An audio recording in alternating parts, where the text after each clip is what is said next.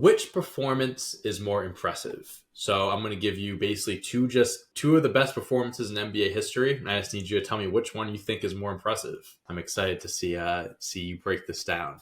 So the first one I have for you is Russell Westbrook when he dropped 20 points, 20 rebounds, and 21 assists against the Los Angeles Lakers, the 2020 game.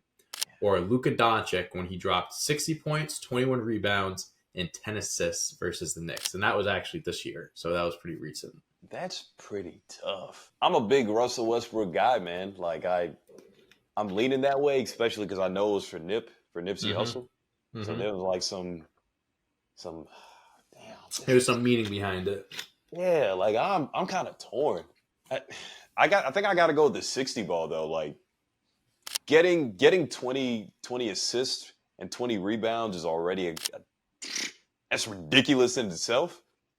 But dropping 60, getting 20 boards, and having 10 assists, there's just something about it. And man, I hate to kind of downplay what Russ did. I'm not trying to at all, but dropping 60 in an NBA game might seem like it's easy nowadays with the inflation that goes on in offenses, and especially because Luka has the ball so often.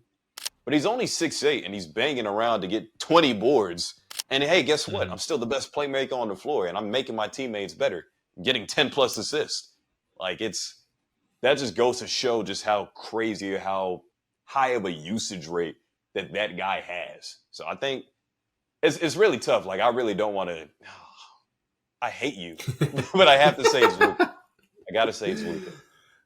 Listen, man. I think that's one of those that you can't go wrong with either. You can give a good explanation to why the other's better than the other, but yeah, it's hard to top a 60-20-10 game. I mean, Luka accounted for at least 80 points in that entirety of that game himself. So that's at least problem. minimum. Like, that's why I mentioned the usage rate, because you're scoring and you're passing. Like you're being used for offensive conversions each time. Yeah, it's tough. All right, I got one more for you. Chris Paul, when he dropped 20 points, 20 assists on 0 turnovers, shot 50% from the field against the Pelicans. Or Nikola Jokic, when he had 35 points, 12 rebounds, 11 assists, 0 turnovers, and 100% field goal percentage against the Suns.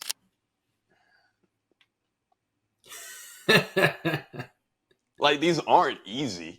No, they're not. I mean, hey, they're all... Listen, at the end of the day, these performances are all very impressive. That's the one thing for sure.